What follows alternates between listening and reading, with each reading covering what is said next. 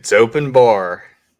And we got to talk about Goldmund and Christian McQueen. I don't know if a lot of people remember who these guys were, but they were fundamental in this space and building to where we are today. So without further ado, crack a beer and let's dive on into it. Strong and wild, we rise up high. Conquer fears, won't let them reside. Heartbeats pound as we take the dive. Living now feels so alive.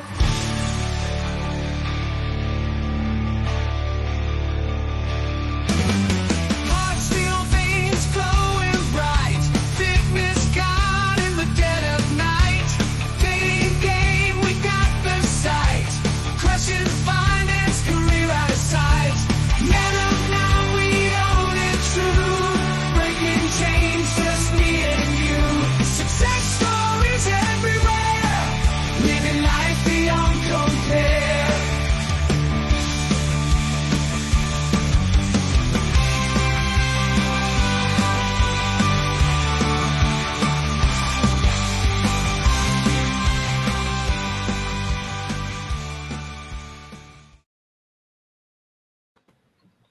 Oh yeah, we are diving into it, and yeah, to the good intro that you just gave there, Huds. These are two guys that were instrumentally pivotal in the space, and yet most people nowadays, unless you've been around for a bit, probably wouldn't remember or know.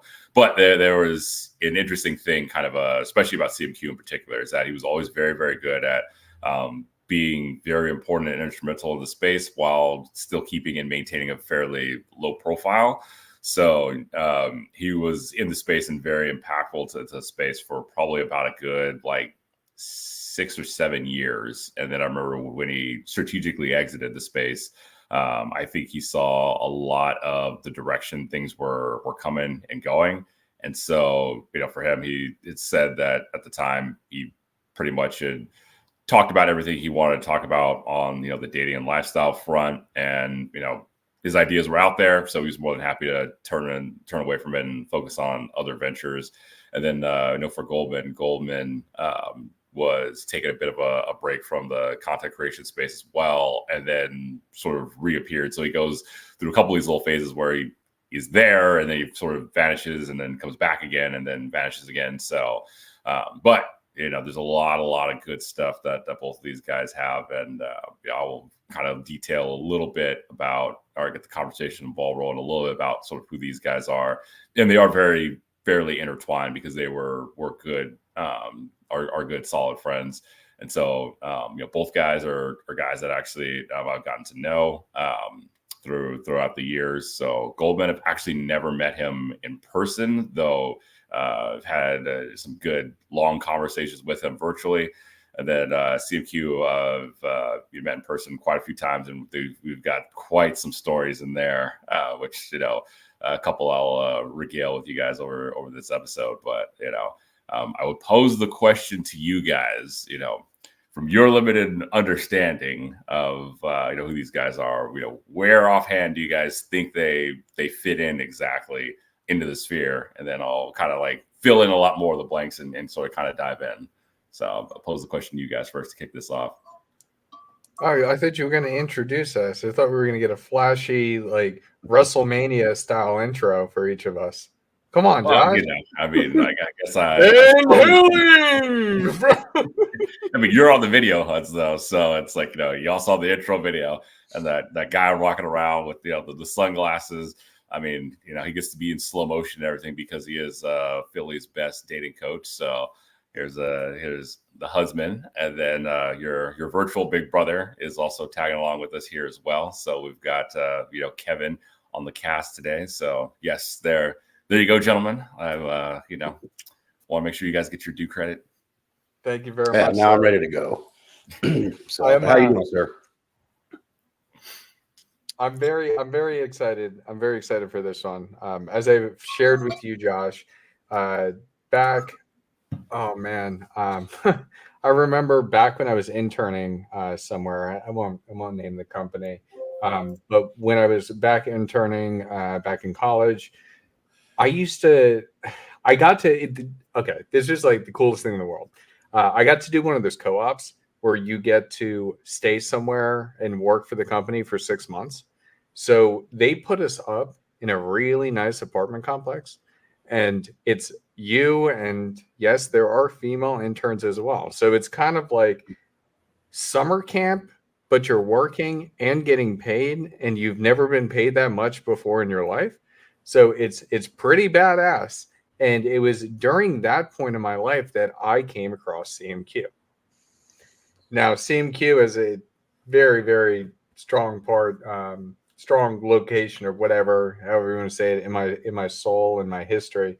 Because I just remember, like, I always would like sneak to the basement to like the bathroom that never had anybody in it to take 30-minute dumps that weren't dumps. They were just me sitting there reading his blog. But he had these like weekend game tips. He dove deeper into certain topics in ways that I had never really thought of before. And it really was like the player's handbook for me. And so every week I was learning. I wouldn't say I was learning like so much, but I was like organizing information in my brain. It was all stuff that I already knew, but it was all fragmented. And then through reading all those different blog posts, articles, and then subsequently the podcast, which I'll talk about in a second, it really just put everything together. And then I just became killer at this whole thing. It really, it sharpened my game beyond belief. Now, this podcast that he had done was with Goldman. Just to kind of preface for everybody, so CMQ is really like the alpha playboy type. Like when you think James Bond, that's what he kind of emulated. And then when you think of Goldmund, he's much more like the artistic side. And actually, what I used in the thumbnail for this episode is him where he's like dressed like Indiana Jones. He even has the whip on the table. I mean, he's peacocking, but it is that's part of his personality. He's very quirky, artistic, and both of them lent so much in this podcast that they actually did together.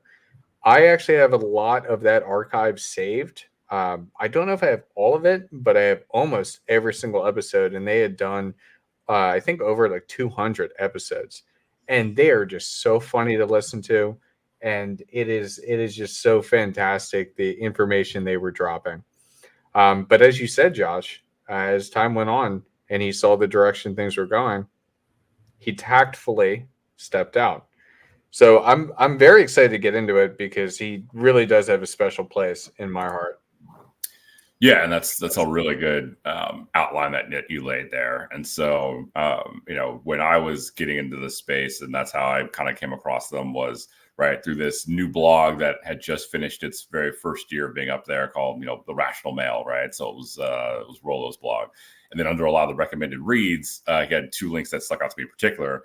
And one was the Christian McQueen blog, which that's where CMQ's blog was. And it was very much focused on that more, not only like Playboy lifestyle, but very much how to take and fine tune everything sort of to the maximum. And that was really his emphasis. It definitely was very much geared towards that, being a young Playboy, because that's very much, what he was and where he was at. But, there was a lot of stuff in the space that was going on around like the theory. And what his vision and what his message was really focused on was the practical application of like, okay, all these ideas and all that stuff, it's great. But if you read it, you can't just waltz into a bar and just be like, I know this theory, it's going to work for me. It was very practical, step by step. Hey, here's how you need to incorporate this and implement this, into your daily life or your nightlife. So that way you can leverage it for business, or so that way you can leverage it for, your dating life. And he was one of the very first people to have a podcast, and a consistent podcast as well. So, begin back in the day before, even Joe Rogan's got known for his podcast or anything, right? I mean, his podcast, I think it was like $7 a month or something like that. So he had a charged podcast that was doing very, very well for him monthly back in the day. So that kind of goes to show how well and organized he had was able to reach out to his audience. And then Goldman, as you mentioned very eloquently, is very much the artist, or the Indiana Jones so much of the space. So he was a very, very good pillar for a lot of guys to go learn from, because he understood the art of things, the X factor behind things. So understanding the nuance and the way that he would always refer to dating as dating was always a dance. And so here are sort of the steps, and as the guy, here's how you have to lead the dance as well as be composed if you want to leverage different dance moves or whatnot. So that is something that I think is definitely very critically missing in the modern era, is looking more so at that art of everything, where things have definitely gotten a lot more into the kind of hard line of the either us versus them, or it's all this way, it's all that way. Goldman very, very much emphasized the hey, there's a human experience to this whole thing, and yeah, a lot of it goes beyond like the theory, but understanding the things in it that really make everything truly beautiful, meaningful, and impactful. And so he was very much a writer, very much an artist, and a photographer. And so he was definitely very known because he published quite a few books, but his most standout book was definitely his book on photography game, because that's what he used to wind up meeting a lot of very interesting people, and he definitely leveraged it as a very good dating tool. But also, he got some amazing photography out of it as well. So it's very interesting that those two would wind up linking up and becoming friends. And so they'd known each other they'd met up originally back east, but then they wound up being on different coasts. So Goldman was more East Coast based. CMQ for a while was very West Coast based. He was actually in the same area that Rollo used to be around when he was coming up during his rock star days. So that's how me and CMQ wound up linking up, being on that West Coast. And so, both guys are guys that I learned an incredible amount from, and got a lot of help out from as well. So definitely owe those guys still to this day. So always super grateful for everything that those guys have done.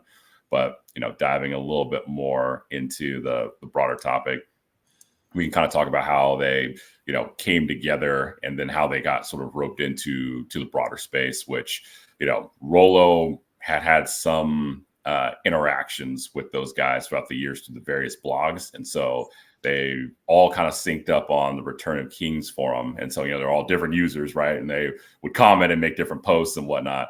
And so then when Rollo launched his blog, The Rational Male, he would expand upon a lot of his ideas in his posts, and he gained quite a bit of traction. But through that, he wound up, leveraging, CMQ and Goldman, who he had very, very good relationships with virtually throughout the years on that forum. And so he would wind up, giving those guys dedicated recommended links on his blog, and they would do the same thing on their blog. And so eventually they would do some podcast streams together. And again, this is back in the early days, right? Before people were doing podcasts or putting their face out there on YouTube or whatnot. These guys were doing podcasts together. So that's where you really got to hear everyone look sort of live as well. That's actually, Josh, I don't mean to interrupt you. Mm-mm. That podcast that CMQ did was the very first time that I ever learned about Andrew Tate.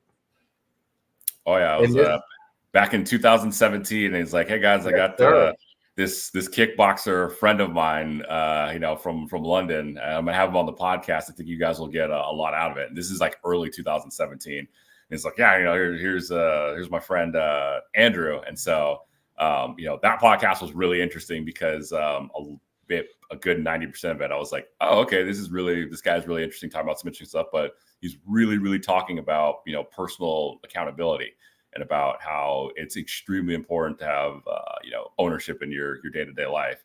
And so then, that wound up leading to a night 2 years later where he's like, hey, have you heard of this kickboxer dude? Is like, I kind of heard of him. He was just on Roll's podcast. He's like, oh, okay, cool. Well, he's actually in LA for a War Room Summit. So, we're coming out to I'm coming out to dinner to meet you, but I invited him out as well. Like, is that cool? I'm like, yeah, absolutely, let's do it. So that wound up being an insane, I think $11,000 night where we drank enough tequila to kill a herd of elephants. we wound up partying with Jake and Logan Paul and the DJ Marshmello, like all, again, 5 years before the beefs and all that internet stuff and whatever. So we just had like a really insanely crazy night in LA. And so, Tristan was out there as well too. So me and Tristan definitely really get along and are very similar in a lot of ways. But again, it's this whole really interesting interconnected web. It's really, really interesting, which kind of leads back to around that time. He had hosted what he had called, I believe, the Playboy Summit, which was kind of one of the first times that a lot of the bigger names and figures in the space at that time sort of got together and were actually there for an actual conference and summit. So other guys could come and meet and interact, but also just hear what they have to say. And so that was like one of the really, really first times any of this type of thing had ever happened.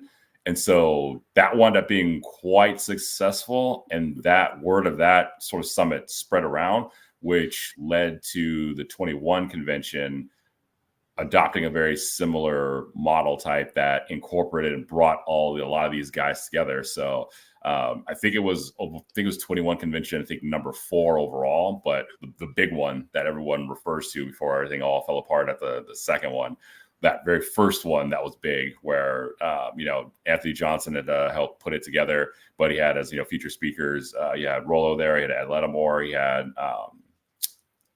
Christian McQueen, he had Goldman there. I think he had Donovan Sharp there. I think that first year he had Rich Cooper there. I think he had quite a few other really big, massive names in the space. And so, that one was one of those sort of seminal sort of moments in the space where it's like, all of your favorite Avengers, they all got together and assembled for the first time. And so that was such a very productively dynamic event that a lot of guys got a lot of very amazing firsthand things out of. I'm not sure if a lot of the talks that the guys were giving are still up or still available. I hope they would be, because it would be a shame if they aren't. There was a lot of really amazing topics and things that were covered, but it would also be interesting to look back and see some of that stuff now and see how things have either changed or shifted, or sort of what sort of predictions kind of came true out of that. So that worked out really, really, really well and impactful for the space.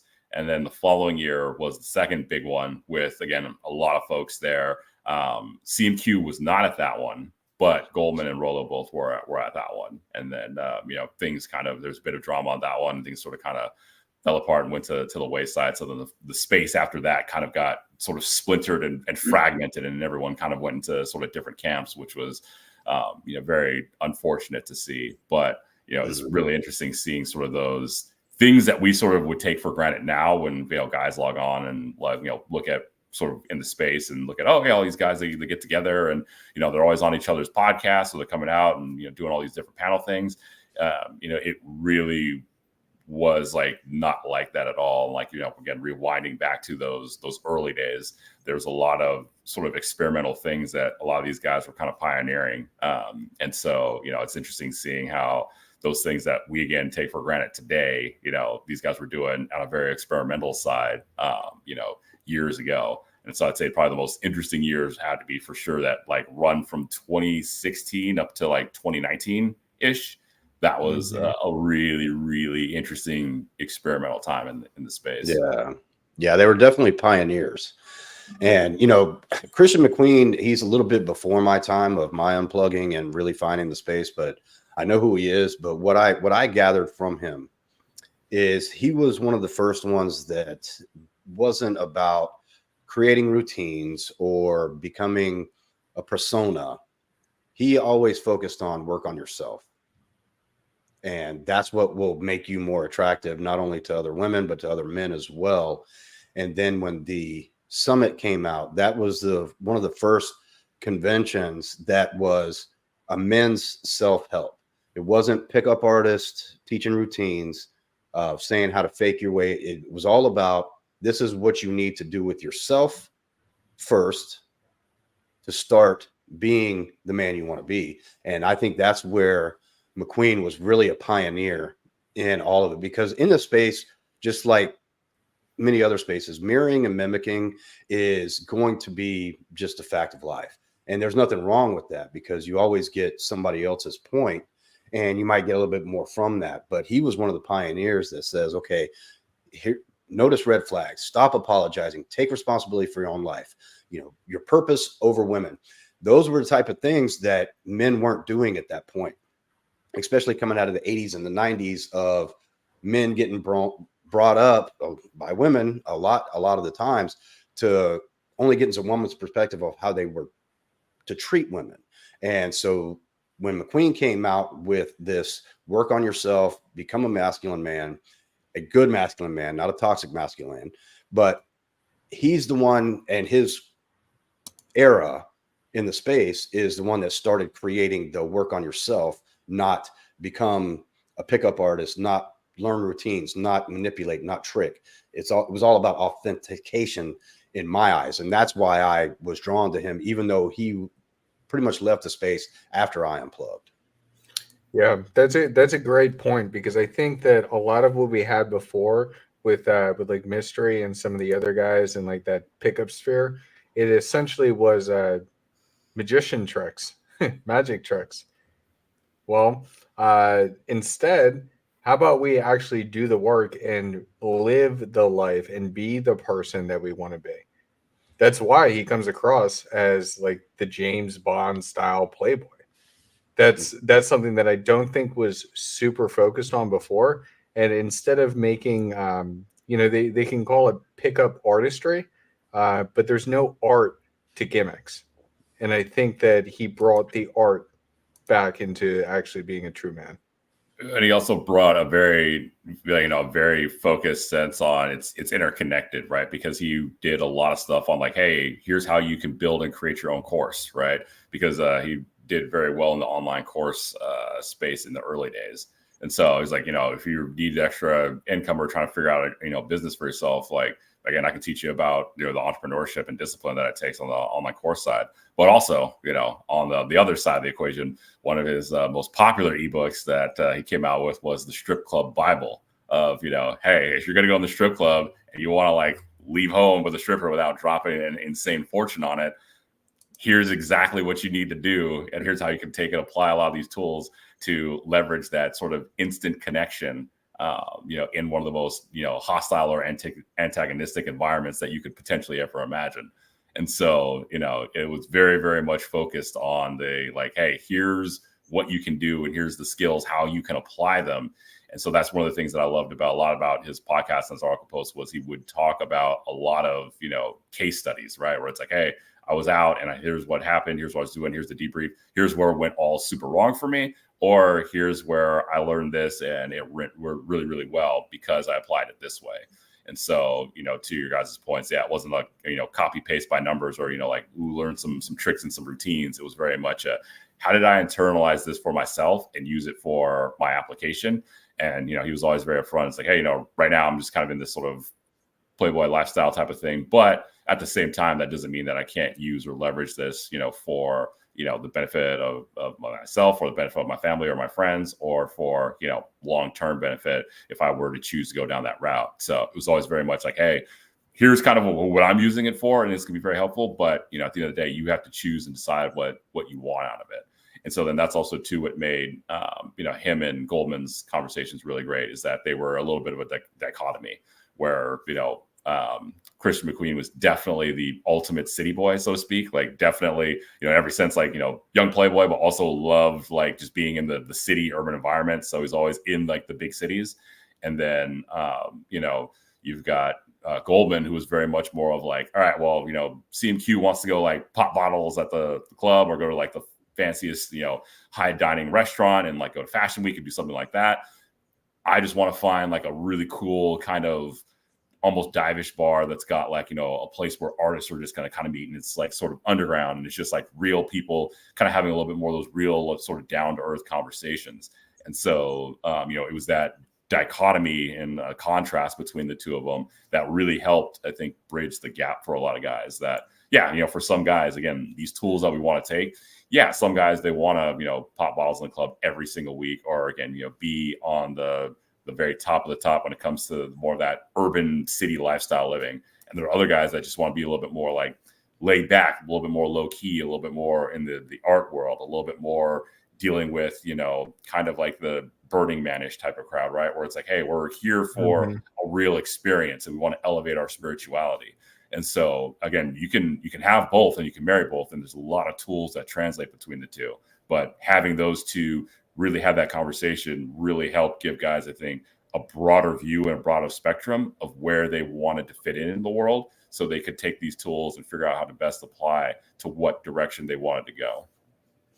I would say that is great points right there. I would say that, you guys correct me if I'm wrong, I would say that the biggest impact that Christian McQueen had on the space was that he went ahead and he was the most aggressive when it came to like telling you how it is, the cold, hard truth.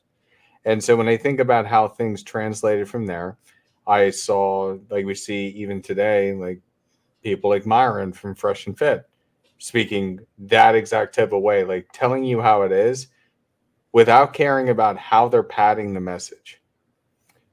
I think that Goldman gave inspiration to people to live their authentic self.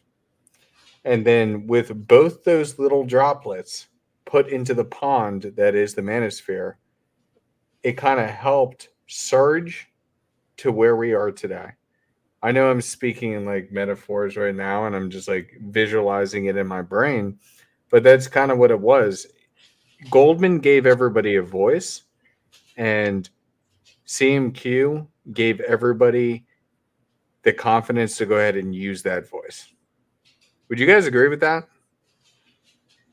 Yeah, I definitely agree with that. Where, yeah, Goldman for sure helped give guys sort of that voice and context, and CMQ basically helped give guys like the battle plan.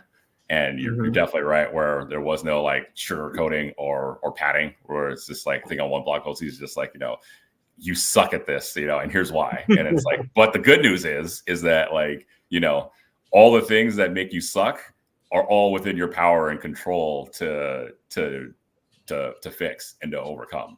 Yeah, so, and then Goldman is making them feel comfortable to actually make those moves. It was perfect. It was perfect. Yeah, or showing them like unconventional ways in which they could do and leverage it, right? Because a lot of times, especially in that early days of space, it was always like, well, you kind of have to like go to the club and go buy a drink and go do X, Y, and Z, or, you know, you need to go to the mall and like run around and harass everybody all the time.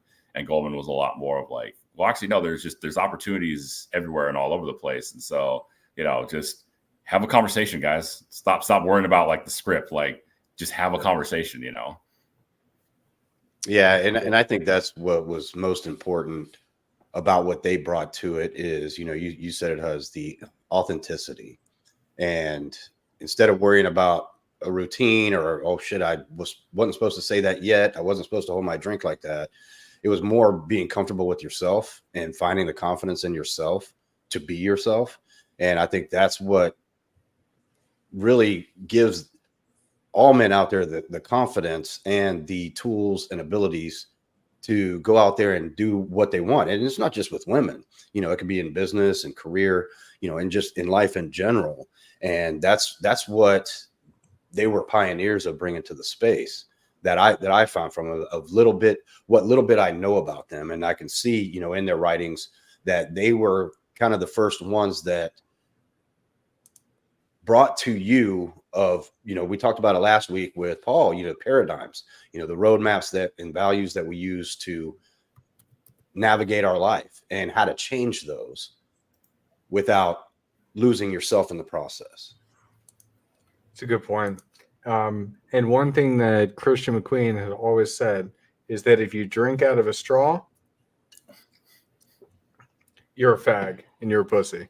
So that's the type of stuff, but that's what I mean. It's like that harsh older brother, whether I agree with it or not, which clearly I don't, because I am drinking through a straw and I enjoy drinking through straws. it was just such an interesting time. And as Josh was explaining, when he did the Playboy Summit, it was one of the very first times, if not the first time, when Rollo actually showed up and revealed his face in person. That changed everything forever. That changed everything forever because instead of it just being everybody being keyboard warriors and doing their stuff from anonymous usernames, you actually had a face to it all, and that changed everything. From there, you had more conventions like this. You had more men's conferences. You had more in-studio podcasts. Now we're where we are today. We got Fresh and Fit. We got the Whatever podcast. We got Adam Sosnick. We got all these other people out there doing what was inspired from this period of time. And I know Josh had mentioned earlier, and I kind of echoed the point without giving context, but CMQ and Goldman both tactfully left the space because they saw how toxic it was going to become. And right now, I do think it's a little toxic. And that's why it's very important to find the right type of people, because everybody is just trying to grab cash. That's what it seems to be all about with some of the channels out there. Everyone just wants to focus on it because other people are focused on it, but they're not actually giving good, solid, grounded advice. Now, It's I not know about with working together CMQ, anymore. yeah, It's and everybody it is wants their about space, and if you're not in my space, you are the enemy, and that's totally the wrong way to look at it. I think and that's where I see it going. Is that, oh, okay, if you're in that space, instead of working together, we're going to work against each other, so that way I can shut you down. right. No, it's a great point. What I want to leave you guys with here, we're going to be going deeper into the 21 convention. Hopefully we can do it next week. If not next week, the week after, but we are going deep into it. That was, as Josh was putting it, CMQ and the Playboy Summit brought everybody together and looked past pickup artistry. But then we had all the stuff that went on with the 21 convention, and with that, it broke everything apart. And Right so after we're going to built be it up to its highest high. right. And so it's going to be super interesting diving into that and kind of discussing what happened and how it shattered, I guess, everything and split men's groups apart when we were just trying to come together. Yeah, This was absolutely fantastic. I don't know if you guys can find you can find on the Wayback Machine, you can find realchristianmcqueen.com if you want to read through some of those old blog posts. And then also you could go on the Wayback Machine to get Goldmund Unleashed. And that's gold, MUND.com. Unleashed. Well, unleashed.com. yeah. Honestly, Alex, I think we're going to have to make 21 a 2-part special, because we won't be able to, instead of trying to rush through it, because I want to bring some clips up, some of the speakers, and discuss their good points. Some of the points that made it start to splinter. So we might need to make that a two show special on 21 Con. Yeah, no, I think that sounds good. And you know what? I will talk to Donovan and see if he wants to come on for the second part of that, because I think that would be a good discussion, because he has had a lot of interesting battles with the Dream, Anthony the Dream Johnson over there. So that could be a lot of fun. But anyways, guys, any final thoughts, Josh? I mean, Christian better than we do. Yeah, I mean, I would definitely say, you guys definitely did some great jobs summarizing other things in the space, and definitely would encourage a lot of you guys to, do a little bit of Google searching. You'll be able to find a lot of the good stuff and good content they have out there, because it's still, even though it's from back in 2015, 16, 17, 18, like, it's still very relevant, very prevalent today. Just on a personal level, I'd say, these guys ever see this podcast, thank you to both of you guys, because I definitely learned a lot from you, and especially to CMQ for, personally giving me some very good help when I really needed it at the time. So never forgotten about it. So at some point it will be repaid in multitudes. But just want to thank both of those guys for their significant contributions, because I know they definitely helped a lot of guys out there. And be particular, I know that they definitely really, really did help me directly and indirectly. So, look them up, guys. They got some good stuff out there. Yeah, my final thought to your point, Josh, is, it was super relevant back then, but I think right now for the guys that are maybe just finding the space or just unplugging or just trying to find their way, it's more relevant now than it was in 2015, especially with all the garbage content that you're getting out there. I would say start with those guys, because for a young guy in the space, their content is more relevant now to young men than it was to us back in the day. That's a great point. That is a great point. Yeah, definitely search it. I think you can probably still find their podcast. I think it's on Podstream or something. Podbean. I don't know. I could be wrong, but definitely take a look. Kevin, that's a great point. It's more relevant now than it was to us back then. But guys, we got to go. Until next week, we're going to keep diving into it, and reach out to us if you do want to become a part of the community. And don't forget to like, comment, subscribe, share. There's too many words you got to use. But all right, peace out.